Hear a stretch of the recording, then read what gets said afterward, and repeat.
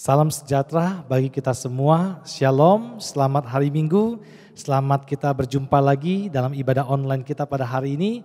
Mari kita mau memulai ibadah kita, sebelum kita mau mulai ibadah, saya ajak kita tunduk kepala, kita mau berdoa bersama-sama. Tuhan Yesus, kami bersyukur buat kesempatan yang Tuhan telah berikan bagi kami sehingga kami boleh berkumpul untuk beribadah pada hari yang indah ini. Berkati ibadah kami, Tuhan tolong, Tuhan pimpin dari awal, pertengahan hingga akhirnya. Berkati semua jemaat yang menyaksikan ibadah ini melalui online. Tuhan berkati dimanapun kami berada, biar hati, pikiran kami, hidup kami serahkan ke dalam tangan-Mu Tuhan. Di dalam nama Tuhan Yesus kami memulai ibadah ini. Haleluya. Amin. Selamat beribadah. Tuhan Yesus memberkati kita semua. Haleluya. Amin. Haleluya. Saudara siap memuji nama Tuhan pagi hari ini? Yang siap memuji nama Tuhan, mari kita mau bersorak buat Tuhan. Yeay. Woo. Terima kasih Tuhan. Kami percaya Engkau Allah yang ajaib, Allah yang luar biasa dalam hidup kami. Thank you Jesus. Mari sama-sama katakan, Tuhanlah kekuatan dan mazmurku, amin Tuhan. Dia gunung batu dan keselamatanku. Hanya padamu hatiku percaya, amin. Kaulah menara dan tempat perlindungan. Ku mau selalu bersyukur sebab cinta-Mu padaku takkan pernah berubah. Hatiku percaya walau bumi bergoncang, gunung meranjang, namun kasih setia-Mu tak pergi dariku. Haleluya.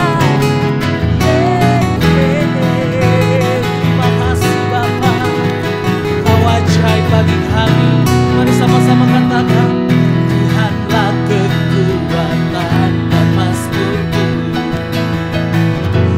Dia gunung batu dan keselamatan. Hanya pada siapa?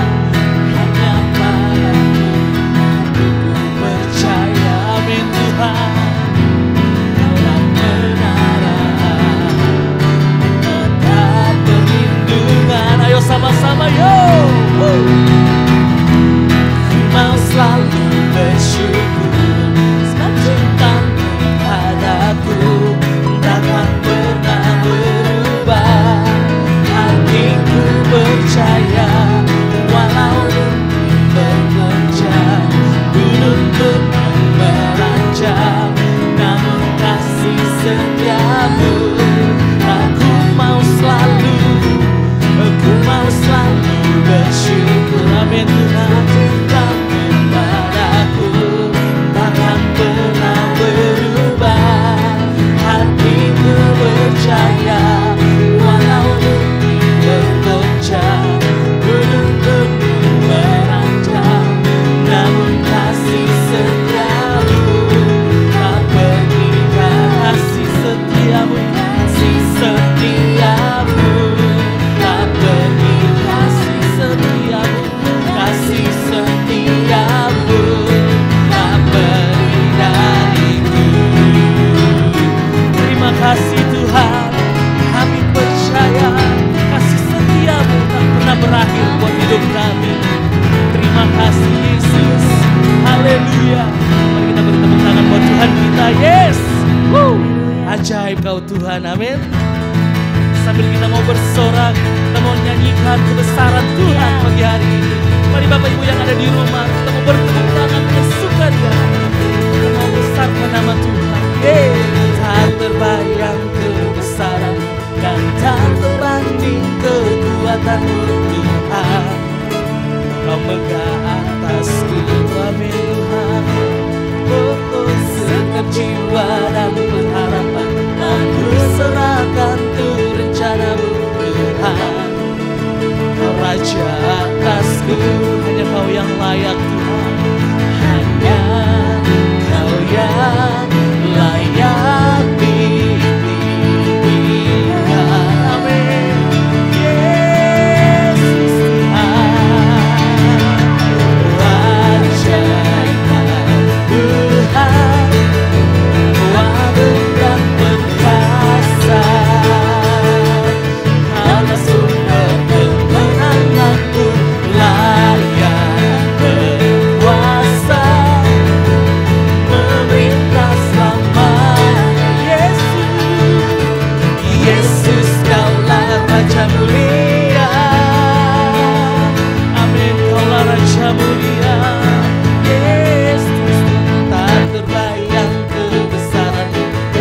tak terbanding kekuatan-Mu Tuhan. Kau mengatasku, amin Tuhan. Senang jiwa dan pengharapan ku serahkan untuk rencana-Mu Tuhan. Kau Raja atasku, haleluya Yesus Tuhan. Hanya Kau yang layak ditinggikan. Mari angkat tanganmu sama-sama katakan, Raja yang Tuhan, amin. Agung dan perkasa, Kaulah sumber kemenanganku, layak berkuasa memerintah selamanya. Yesus Kaulah Raja mulia, ajaib, amin Tuhan. Agung dan perkasa, Kaulah sumber kemenanganku, layak berkuasa memerintah selamanya. Yesus Kaulah Raja mulia, Raja mulia, Raja mulia, Raja mulia Tuhan, Raja mulia. Yes, Tuhan. Terima kasih Bapa, terima kasih Yesus. Pagi hari ini Tuhan, seberapa kami yang hadir menyaksikan Tuhan, beribadah lewat live streaming yang ada Bapa, kami percaya Kau juga hadir bersama-sama dengan kami. Kami rindu menikmati hadirat sebab perkenanan-Mu Tuhan dalam hidup kami nyata dan sempurna. Terima kasih Engkau ada bersamaku, amin Yesus, di setiap musim hidupku, amin Tuhan. Tak pernah Kau biarkan aku sendiri. Dalam kekuatan-Mu Tuhan, kekuatan di jiwaku adalah bersamamu.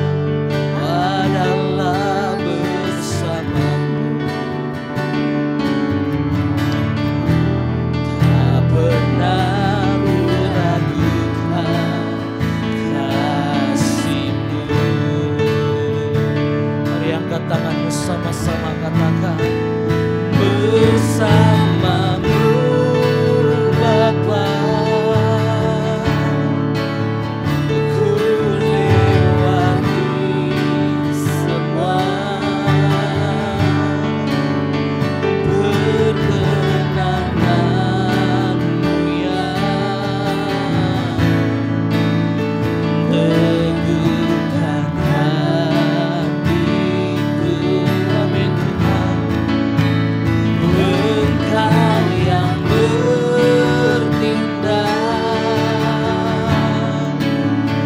memberi pertolongan,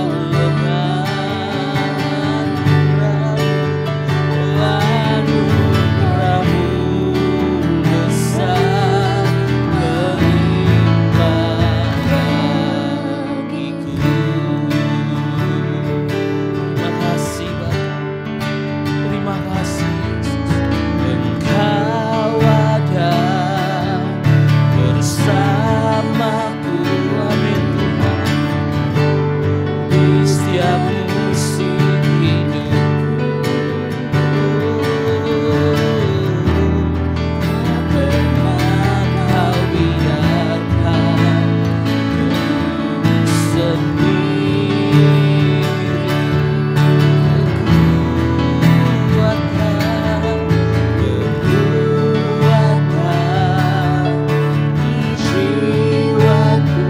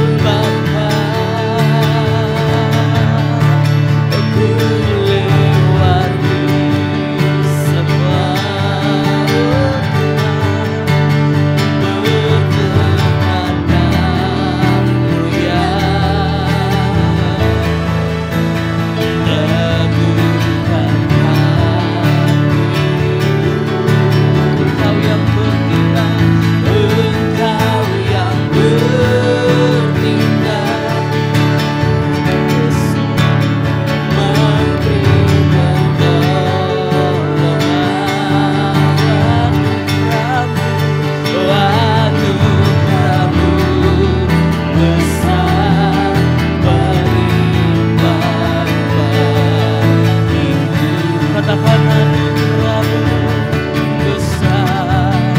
Oh, anugerahmu besar, limpah bagiku anugerahmu. Oh, anugerahmu besar, melimpah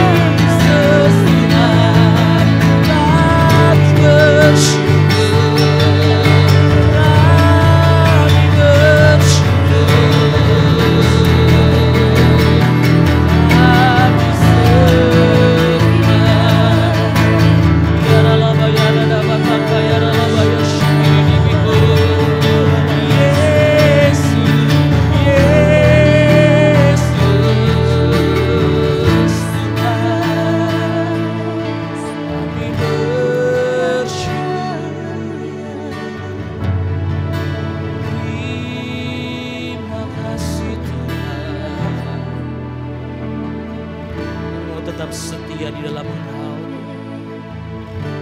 sampai akhir hidup kami. Karena kami merasakan kebaikan-Mu Tuhan dalam hidup kami. Terima kasih Bapa. Terima kasih Yesus. Kami bersyukur Tuhan. Kami bersyukur Tuhan.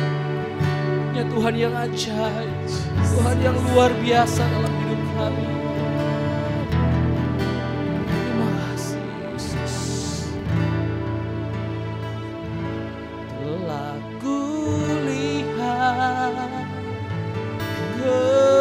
Kebaikan-Mu yang tak pernah habis di hidupku. Ku berjuang sampai akhirnya Kau dapati aku tetap setia. Mari sama-sama katakan, telah kulihat kebaikan-Mu yang tak pernah habis di hidupku. Amin Tuhan. Ku berjuang sampai akhirnya Kau dapati aku tetap setia. Angkat tangan-Mu.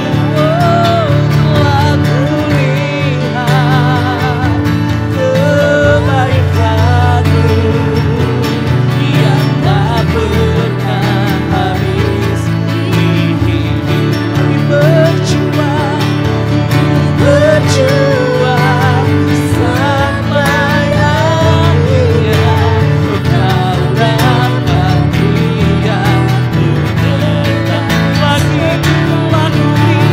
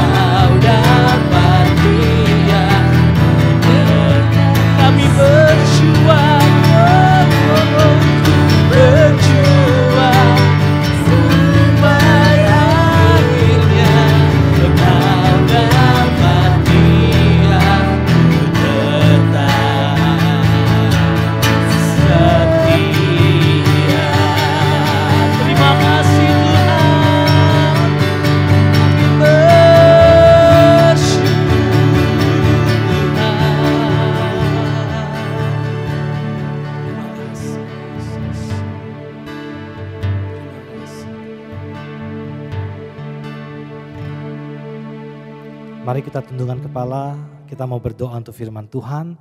Tuhan Yesus, siapkan hati kami untuk mendengar kebenaran firman-Mu. Roh Kudus tuntun kami, biar kami benar-benar mengerti kebenaran firman-Mu. Karena firman-Mu adalah pribadi-Mu sendiri. Urapi hamba-Mu yang akan menyampaikan firman ini, biar firman ini menjadi rema buat kami semua. Kami sambut firman-Mu dengan penuh ucapan syukur di dalam nama Tuhan Yesus. Semua yang siap dengar firman Tuhan berkata, amin. Puji Tuhan. Mari kita mau siapkan hati kita untuk dengar firman Tuhan pada pagi hari ini. Saya percaya setiap firman yang datang dalam kehidupan kita pasti ada maksud Tuhan. Pasti ada tujuan Tuhan yang Tuhan mau sampaikan dalam kehidupan kita. Hari ini saya memberi judul khotbah saya tentang kemurnian. Puji Tuhan. Ya, nah apa itu kemurnian? Kita harus memahami dulu. Ya, kenapa Tuhan mau kita semakin dimurnikan hidup kita? Kenapa Tuhan mau ya memakai sebuah proses yang disebut pemurnian sehingga kita mencapai yang namanya kemurnian dalam hidup kita. Kita lihat bersama-sama, kemurnian artinya proses yang diizinkan Tuhan dalam hidup kita melalui masalah, persoalan dan tantangan dalam hidup untuk apa? Membuat hidup kita menjadi murni dan kudus di hadapan Kristus. Jadi kita harus pahami proses pemurnian selalu Tuhan izinkan melalui masalah, persoalan, tantangan, apapun juga yang tidak enak dalam kehidupan kita. Nah, inilah yang kita harus sadari, ya segala hal yang terjadi dalam kehidupan kita, ya itu yang Tuhan izinkan terjadi untuk memurnikan kita. Sehingga kita akan tampil, ya hidup kita menjadi sebuah kemurnian. Pure, 100% murni. Itu yang Tuhan mau kerjakan hari-hari ini dalam kehidupan kita. Nah, yuk kita lihat ayat firman Tuhan di dalam Ayub pasal 23 ayat 10. Ketika Ayub mengalami masalah, persoalan dalam kehidupannya, dan Tuhan izinkan proses pemurnian terjadi dalam kehidupan dia supaya Ayub semakin murni hidupnya. Nah, apa yang Ayub katakan tentang persoalan, tentang masalah yang terjadi dalam kehidupan dia? Ayub 23 ayat 10 berkata, karena ia tahu jalan hidupku, seandainya ia menguji aku akan timbul seperti emas. Ini terjemahan baru. Tapi kalau terjemahan bahasa Indonesia sehari-hari dikatakan, namun dia tahu segala jalanku, juga setiap langkahku. Kalau seperti emas aku diuji, akan terbukti bahwa hatiku murni. Tuhan mau memurnikan hidup kita. Makanya yang Tuhan pakai salah satu contoh pemurnian dalam kehidupan kita seperti emas. Nah, saudara, emas adalah satu benda yang berharga dari zaman dulu sampai hari ini. Tidak ada yang bisa menandingi emas. Ya, kemurniannya, semakin murni emas itu semakin berharga nilainya. Emas digambarkan seperti hidup kita. Jadi ketika Anda, Tuhan izinkan ada masalah, persoalan, tantangan, berarti Anda sedang dimurnikan. Tuhan mau hidupmu seperti emas yang murni. Saya ajak kita lihat bersama-sama proses pemurnian dari emas itu sendiri. Emas diambil, ya ditambang dari daerah pegunungan, dari kedalaman tanah yang sangat dalam tentunya. Waktu didapatkan belum berbentuk emas murni, ya masih campuran berbagai logam-logam yang kotor, yang bukan emas, bahkan ada tanah, pasir yang lainnya. Nah, bagaimana emas ini akan dapatkan yang murni? Dia harus dibakar dengan api yang sangat panas, ya 1000 derajat Celcius panasnya. Tujuannya apa? Ketika emas yang masih bercampur dengan logam yang lain yang bukan emas dibakar dengan api yang begitu panas, akan mulai ada pemisahan, akan mulai ada perbedaan antara emas itu sendiri dengan yang bukan emas. Nah, sampai akhirnya timbullah emas itu sendiri.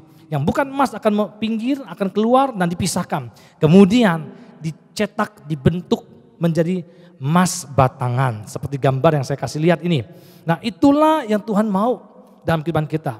Tuhan mau kita menjadi orang Kristen, punya kerohanian, kualitas mutu iman kita mencapai emas yang murni. Melalui apa? Pemurnian, yaitu masalah, tantangan, persoalan. Nah kita harus pahami bersama-sama tujuan dari pemurnian dalam kehidupan kita. Tuhan sengaja izinkan ada masalah, persoalan, tantangan, ada tujuan pemurnian itu. Ada maksud yang Tuhan mau kerjakan dalam hidup saya dan saudara. Mari kita lihat bersama-sama. Hal yang pertama, ya Matius 13 ayat 49 sampai 50. Dikatakan demikianlah juga pada akhir zaman, malaikat-malaikat akan datang memisahkan orang jahat dari orang benar. Lalu mencampakkan orang jahat ke dalam dapur api. Di sanalah akan terdapat ratapan dan kertakan gigi. Hal yang pertama, kenapa Tuhan mau memurnikan kita? Ya tujuan pemurnian itu yang pertama yaitu apa? Pemisahan. Ada sebuah pemisahan seperti tadi ilustrasi tadi di awal. Emas yang murni dia harus dibakar oleh api yang panas. Sehingga yang bukan emas, logam-logam yang lain yang bukan emas akan terpisah, keluar. Yang sisa hanyalah emas itu sendiri. Dalam kehidupan rohani kita, Tuhan sedang mengizinkan pemurnian itu. Supaya apa?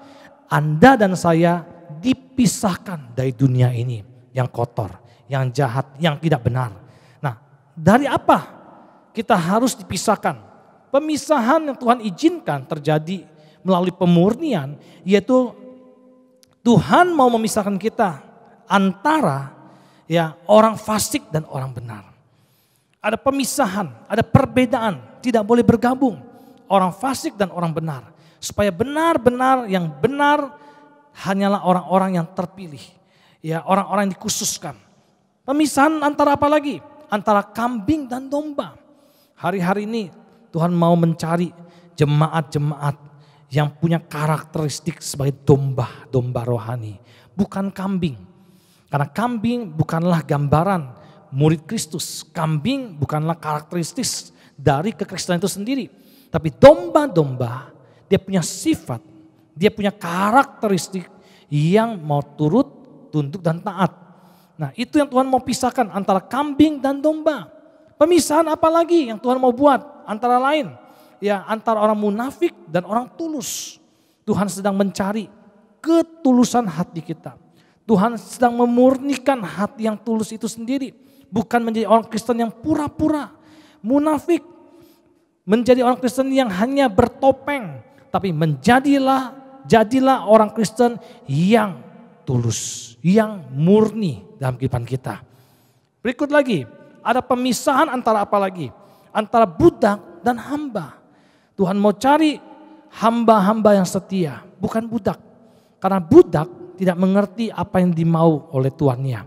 Tapi kalau hamba, dia adalah hamba yang siap melayani. Dalam kondisi, situasi apapun, tetap dia setia melayani Tuhan. Di gereja, Tuhan mau cari pelayan-pelayan yang punya karakter seorang hamba. Yang siap berkorban, yang siap memberi yang terbaik. Apalagi yang Tuhan mau buat? Pemisahan yang lain lagi. Antara yang najis dan yang kudus. Tuhan mencari umat yang kudus. Inilah waktunya pemurnian Tuhan izinkan. Dengan pemurnian tujuannya ada pemisahan. Ya, ada perbedaan antara yang benar dan yang tidak benar. Antara yang kudus dengan yang tidak kudus. Antara domba dengan kambing. Antara orang tulus dengan orang munafik. Itu dibuat pemisahan. Tuhan gak bisa campurkan lagi. Ya Tuhan mau ada pemisahan sehingga lahirlah orang-orang Kristen. Anak-anak Tuhan yang punya standar yang sesuai firman Tuhan. Inilah waktunya. Pemurnian punya tujuan yang pertama. Pemisahan dalam kehidupan kita. Gelap sama terang tidak bisa bersatu firman Tuhan bilang. Ya Tuhan mau kita hidup dalam terang. Enggak bisa di tengah-tengah suam-suam, Tuhan enggak mau. Ya Tuhan mau kita harus memilih mau terang atau gelap. Kalau kita mau terang, berarti kita harus hidup benar sesuai dengan standar Tuhan. Makanya saya mau katakan, engkau harus memilih menjadi orang Kristen yang punya standar ya untuk dimurnikan sehingga engkau dipisahkan, dikuduskan, dikhususkan menjadi domba, menjadi hamba, menjadi orang benar, orang kudus yang siap untuk dijemput oleh Tuhan. Itulah tujuan pertama dari pemurnian itu sendiri. Hal yang kedua, kita mau baca 1 Petrus 1 ayat 6 dan 7. Bergembiralah akan hal itu, sekalipun sekarang ini kamu seketika harus berduka cita oleh berbagai-bagai cobaan. Perhatikan di ayat ini, selalu pemurnian dimulai dengan ujian, pencobaan, tantangan, masalah. Tapi ayat yang ke-7 baca bersama-sama. Maksud semuanya itu ialah untuk membuktikan kemurnian imanmu. Wow, yang jauh lebih tinggi nilainya daripada emas yang fana, yang diuji kemurniannya dengan api, sehingga kamu memperoleh puji-pujian dan kemuliaan dan kehormatan pada hari Yesus Kristus menyatakan dirinya. Puji Tuhan. So perhatikan, jadi masalah, persoalan, tantangan datang itu adalah pemurnian. Maksudnya apa? Dikatakan kemurnian imanmu. Tujuan Tuhan mengizinkan ya pemurnian dalam kehidupan kita. Yaitu apa yang kedua? Supaya Tuhan melihat iman yang murni. Ada sebuah kemurnian iman kita. Ini penting. Karena Tuhan mau melihat iman yang sungguh-sungguh murni. Iman yang sungguh-sungguh mengasihi Tuhan. Sungguh-sungguh setia pada Tuhan. Saya mau jelaskan ya bagaimana iman ini ada tahapannya. Ada tingkatannya dalam kehidupan kita. Roma pasal 1 ayat 17 berkata demikian. Sebab di dalamnya nyata kebenaran Allah yang bertolak dari iman dan memimpin kepada iman. Seperti ada tertulis, orang benar akan hidup oleh iman. Perhatikan, ya bertolak dari iman, dasarnya punya iman dalam Tuhan, artinya dia bergerak dengan iman percaya dalam Tuhan dan memimpin kepada iman. Jadi hidupnya dipimpin oleh imannya di dalam Tuhan Yesus Kristus. Dan seperti ada tertulis, orang benar akan hidup oleh iman. Hanya orang benar yang akan hidup oleh iman di dalam Yesus Kristus. Kita lihat bersama-sama tingkatan iman orang Kristen itu bagaimana. Ya, nah saya mau jelaskan ada 4 tingkatan iman orang Kristen, orang percaya. Tingkatan yang paling rendah yang kita harus pahamin yaitu iman Allah itu ada. Nah, contoh ini adalah contoh bagaimana orang percaya Tuhan itu ada. Bahkan iblis pun tahu Tuhan itu ada. Ya, bahkan orang yang belajar ilmu pengetahuan pun tahu alam semesta ini diciptakan oleh seseorang, pribadi yang luar biasa, yaitu Allah sendiri. Ada Tuhan di atasnya. Tetapi di tingkatan ini iman Allah itu ada. Bagaimana orang ini belum tentu diselamatkan. Dia belum mengalami keselamatan. Belum mengalami kepercayaannya kepada Tuhan Yesus Kristus. Naik lagi tingkatan lebih tinggi. Yaitu iman yang menyelamatkan. Dia percaya bahwa Yesus Kristus adalah Tuhan Juru Selamatnya. Satu-satunya jalan menuju ke surga yaitu melalui Yesus Kristus Tuhan. Nah ini iman yang naik lagi. Dari iman Allah ada. Iman keselamatan ya di dalam Yesus Kristus. Dia percaya bahwa Yesus Kristus ada. Kemudian gak hanya sampai situ. Kalau kita mempunyai iman yang murni, gak hanya iman Allah ada, gak hanya iman yang menyelamatkan hidup dia melalui Yesus Kristus, percaya Yesus Kristus juru selamat, tapi naik lagi menjadi iman kepada Allah dalam segala hal. Dalam segala aspek. Dia percaya sungguh-sungguh, iman yang sungguh-sungguh. Iman mujizat, iman kesembuhan, iman melihat perbuatan ajaib Tuhan itu terjadi dalam kehidupan dia. Nah iman yang ada kepada Tuhan Yesus Kristus dalam segala hal. dalam segala aspek kehidupan dia. Dia yakin dan percaya hanya Yesus satu-satunya Tuhan yang bisa menolong dia, yang bisa memberkati dia, yang bisa menuntun dalam kehidupan dia. Tapi gak sampai di sini loh. Baru 3. Ada tingkatan iman Kristen yang terakhir, yang keempat. Ini yang jarang dan bahkan kita seringkali gak sadar. Ini penting. Yaitu iman Allah atau karunia iman. Nah, bagaimana kita memiliki iman Allah? Ya, bukan iman di dalam Allah, tapi iman Allah. Jadi imannya Tuhan ada dalam kehidupan kita. Kita hidup dari apa yang iman yang Tuhan berikan dalam kehidupan kita. Saya jelaskan ayatnya. Galatia 2 ayat 20 berkata, namun aku hidup. Perhatikan baik-baik. Tetapi bukan lagi aku sendiri yang hidup, melainkan Kristus yang hidup di dalam aku. Perhatikan kata Kristus yang hidup di dalam aku. Jadi Kristus yang ada dalam diri kita. Oke, ini tingkatan iman yang keempat. Imannya Allah. Itu namanya Kristus yang hidup di dalam aku. Lalu, dan hidupku yang kuhidupi sekarang di dalam daging, artinya sekarang ini masih hidup di dunia ini yang fana ini sementara ini, di dalam daging ini, adalah hidup oleh iman dalam Anak Allah yang telah mengasihi aku dan menyerahkan dirinya untuk aku. Jadi iman dalam Kristus, iman dalam Tuhan, ya benar-benar ada dalam kehidupan kita. Jadi kita hidup dalam iman kepada Tuhan. Ya, kita hidup karena memiliki imannya Tuhan. Sehingga tindakan kita, perlakuan kita, apapun yang kita pikirkan, lakukan, itu benar-benar karena diperintahkan oleh Tuhan. Imannya Allah dalam kehidupan kita. Nah, sebagai contoh, saya lihat gambar ini, ya buah jeruk ketika dia mau diperas, yang dicari yaitu apa? Kemurnian jeruk itu sendiri. Yang dicari yaitu apa? Sari dari jeruk itu sendiri. Nah, makanya kalau kita sebagai orang Kristen, ketika iman kita menghadapi ujian pemurnian sama seperti jeruk itu. Ketika kita sedang diperas, ya ditekan, dihancurkan, ya mengalami tantangan masalah. Kalau kita punya iman dalam Allah, oke, kita punya imannya Tuhan dalam kehidupan kita, makanya yang keluar sama seperti jeruk. Jeruk ditekan, diperas, yang keluar itu apa? Sari jeruknya, kemurnian jeruknya. Kalau iman orang Kristen ditekan, mengalami masalah, tantangan, yang keluar itu apa?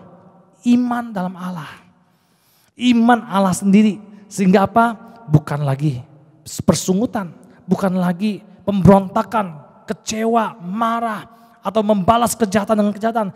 Justru karena ada iman Allah dalam kehidupan kita yang keluar ketika ada masalah, tantangan. Yaitu apa? Iman Allah itu sendiri. Kasih, sukacita, damai sejahtera, kebaikan, kemurahan, kelemah lembutan, buah-buah roh yang keluar. Iman Allah yang dalam diri kita itu keluar, terpancar. Orang fitnah kita gak membalas dengan fitnah. Orang maki kita gak membalas dengan makian. Orang khianati kita gak membalas dengan pengkhianatan. Kita lepaskan iman Allah melalui kehidupan kita bagi banyak orang. Itu tingkatan iman yang murni yang Tuhan mau. Jadi kita mengalami iman Allah itu sendiri dalam kehidupan kita. Jadi iman Allah dalam kehidupan kita adalah iman yang aktif. Iman yang punya kuasa. Iman yang punya otoritas dari Allah sendiri. Bukan iman yang ragu-ragu. Bukan iman yang bimbang. Bukan iman yang mendua hati.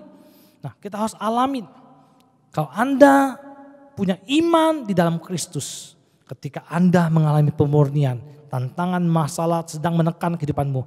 Yang keluar dari kehidupanmu seperti jeruk tadi. Itu apa? Iman Allah itu sendiri. Ada kasih, kebaikan, sukacita, kemurahan, kelemah lembutan.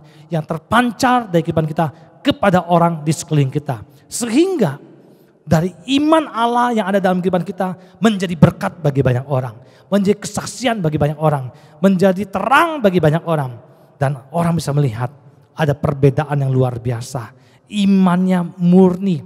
tidak digoncangkan oleh apapun juga, tidak dikalahkan oleh situasi apapun juga, karena dia telah teruji imannya. Tantangan, masalah, tujuan daripada pemurnian membuat iman kita semakin murni, semakin pure, sehingga kita menjadi orang yang punya iman di dalam Tuhan sungguh-sungguh kuat. Nah, hal yang berikutnya, bagaimana tujuan dari ujian itu sendiri, dari pemurnian itu sendiri dalam kehidupan kita. Yang ketiga, Kisah Para Rasul pasal 24 ayat 16 berkata, sebab itu aku senantiasa berusaha untuk hidup dengan hati nurani yang murni di hadapan Allah dan manusia.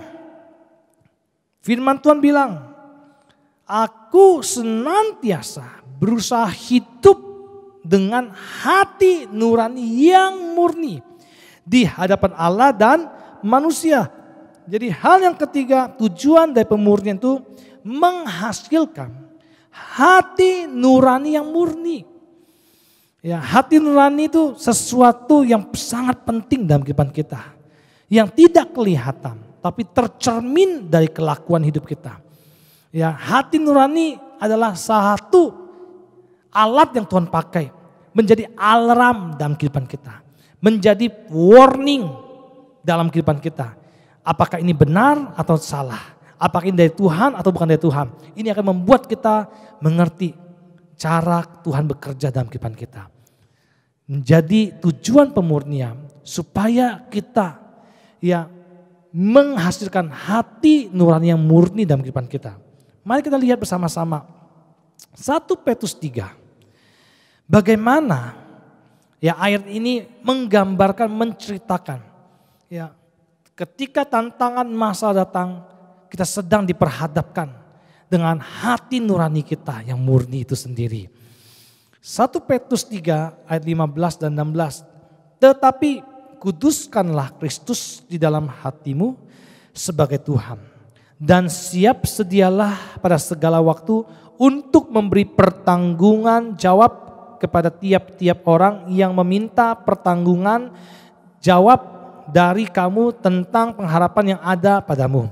Tetapi haruslah dengan lemah lembut dan hormat. Ayat 16. Dan dengan hati nurani yang murni supaya mereka yang memfitnah kamu karena hidupmu yang saleh dalam Kristus menjadi malu karena fitnahan mereka itu. Puji Tuhan. Jadi ketika Tuhan izinkan ya pemurnian datang dalam kehidupan kita. Masalah, persoalan, tantangan, tujuannya untuk apa? Tuhan mau melihat kemurnian hati nurani kita. Ya, bagaimana kita benar-benar murni di hadapan Tuhan maupun manusia. Ya, tidak ada yang kita takutin karena kita murni. Karena nurani kita bersih, tidak ada sesuatu yang tidak berkenan di hadapan Tuhan. Makanya perhatikan ayat ini kembali, saya mau jelaskan.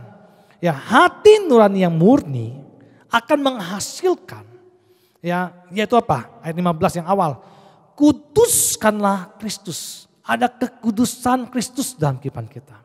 Makanya kita punya hati nurani yang murni. Ya, kekudusan Kristus yang tinggal dalam kehidupan kita membuat kita bertindak dalam hati nurani yang murni.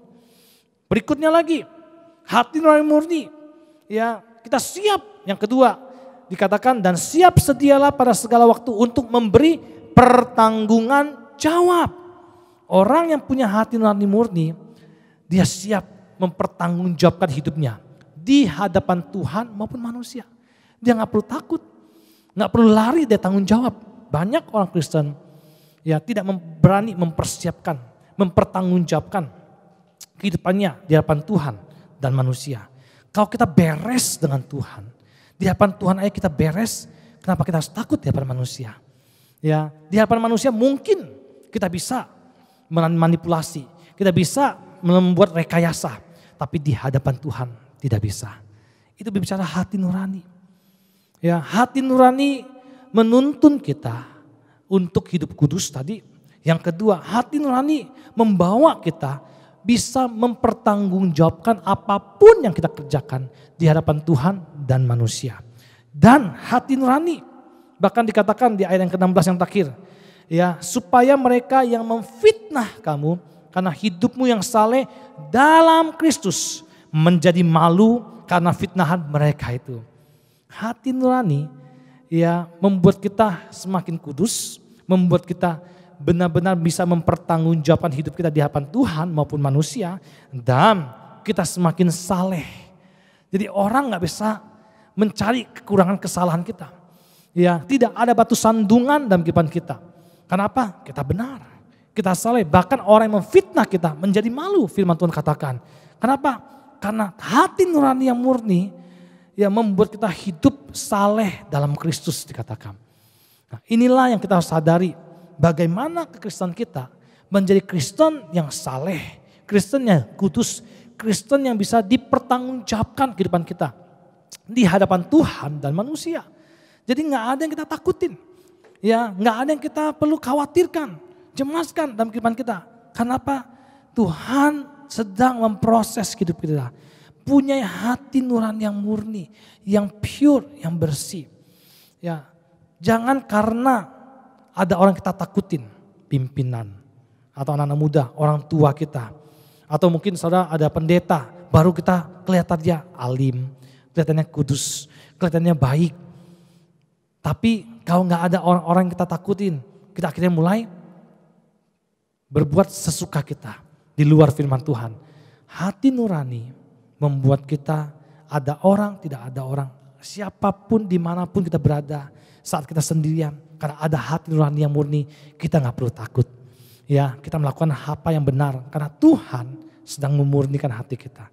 Tuhan sedang menuntun kita menjadi orang Kristen yang terus dimurnikan hati kita. Saya punya sebuah kesaksian dalam kehidupan saya sebelum saya tutup khotbah ini. Kurang lebih mungkin 2004. Jadi kurang lebih sudah 15 tahun yang lalu. Ya, pertama kali saya ada di kota Manado. Waktu itu saya ke ATM. Di sebuah ATM itu, ya galeri ATM, tiba-tiba saya lagi menarik uang di ATM, tiba-tiba ada dompet perempuan di atas mesin ATM tuh. Saya kaget dan saya nggak berani pegang karena saya pikir ini jebakan jangan-jangan. Tapi akhirnya saya merasa terpanggil untuk menolong, jangan sampai benar-benar orang ketinggalan dan saya bisa tolong, kenapa enggak? Akhirnya saya mundur lagi ke ATM yang lain, saya lihat. Ya ada orang yang ke ATM yang sama lagi 2-3 orang tapi nggak ada satupun yang mengambil dan melihat ATM dompet itu. Singkat cerita saya akhirnya tergerak untuk menolong pemilik dari dompet itu. Saya ambil dan saya buka, tujuan saya mau mencari identitas pemilik dompet ini siapa.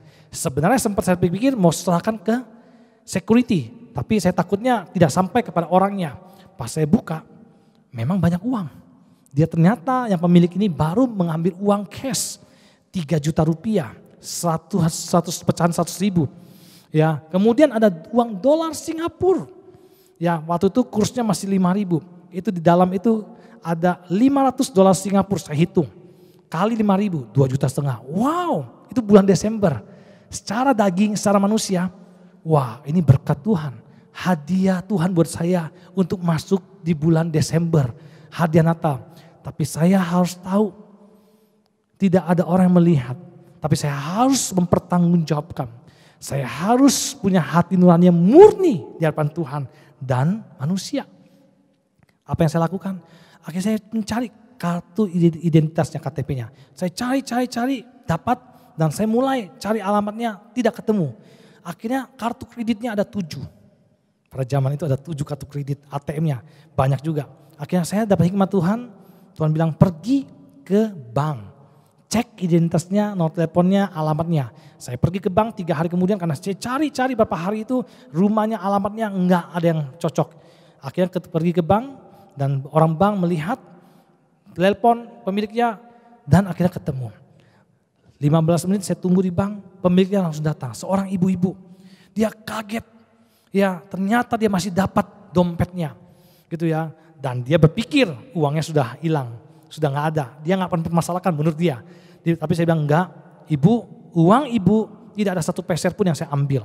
Mohon maaf, saya udah membuka dompet ini karena saya mau tahu alamat ibu mah. Tidak apa-apa, ambil semua.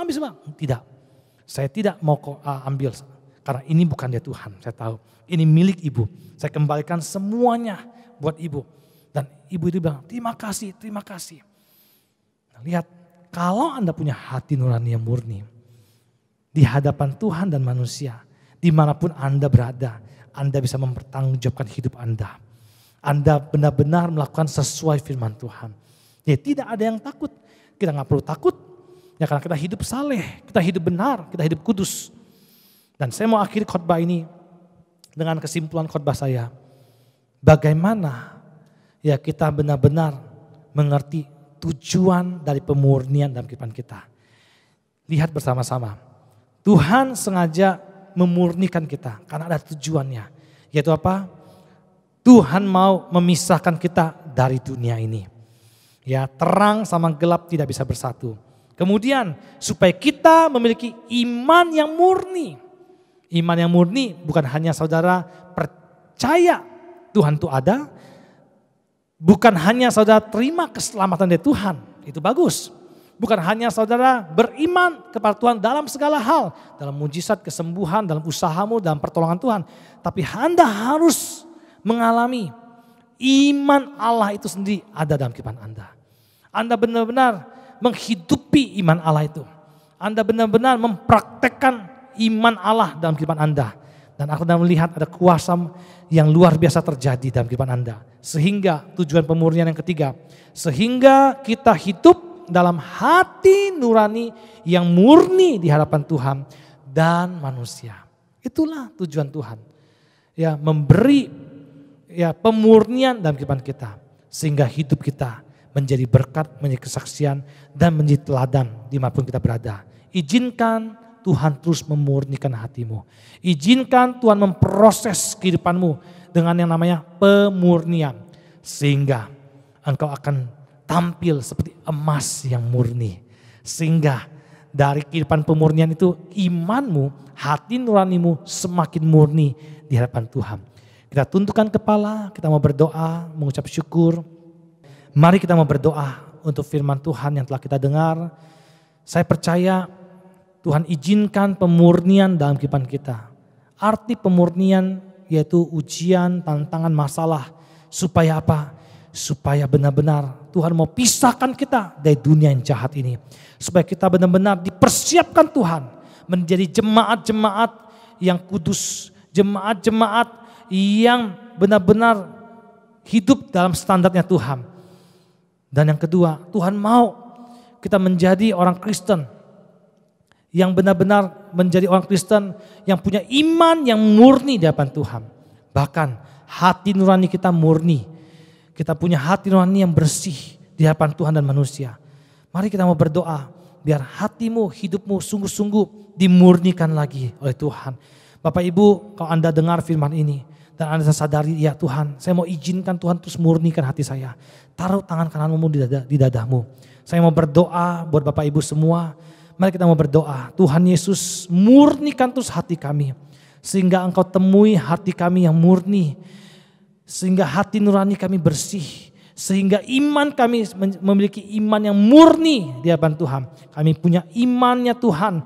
Sehingga kami bisa mempraktekkan kasih Tuhan, kuasa Tuhan yang terjadi dalam kehidupan kami bagi banyak orang. Dan Tuhan mau pisahkan kami dari dunia yang jahat ini. Kami tidak sama lagi dengan dunia ini. Hidup kami semakin hari semakin serupa dengan Kristus. Berkati seluruh jemaat-Mu, pimpin kami biar kami semakin berakar, bertumbuh dan berbuah dalam Kristus Yesus Tuhan. Meteraikan firman-Mu dalam hati, dalam roh dan pikiran kami. Sehingga kami menjadi orang Kristen yang semakin bertumbuh ke arah kepada Kristus. Hamba-Mu berdoa juga berkati bangsa negara kami Indonesia. Tuhan terus pulihkan, Tuhan terus jamah, Tuhan terus lawat biar bangsa kami mengalami mujizat Tuhan. Pulihkan keadaan bangsa kami Tuhan dari segala virus corona. Kami berdoa Tuhan biar bangsa ini mengalami mujizat Tuhan. Yang sakit, yang telah kena positif corona disembuhkan dalam nama Tuhan Yesus Kristus. Berkati pemimpin bangsa kami, presiden, wakil presiden, para menteri, gubernur, para bupati, wali kota yang ada. Tuhan urapi, Tuhan pakai mereka sehingga mereka juga bisa diberi hikmat untuk menangani masalah ekonomi, masalah virus ini, sehingga bangsa kami bisa bangkit, dipulihkan dalam nama Tuhan Yesus. Berkati juga seluruh bangsa-bangsa yang lain, negara-negara yang lain yang terkena dampak virus corona ini. Tuhan pulihkan, biar saatnya orang-orang datang pada Tuhan Yesus, orang-orang berseru pada nama Tuhan Yesus, orang-orang mencari wajah Tuhan Yesus. Kami bersyukur Tuhan, berkati sekali lagi Tuhan bangsa negara kami Indonesia. Kami bersyukur Tuhan, kami mau akhiri ibadah kami pada siang hari ini. Kami mau tutup ibadah ini dengan kami mau terima berkat dari Tuhan Yesus Kristus. Mari kita mau angkat kedua tangan kita.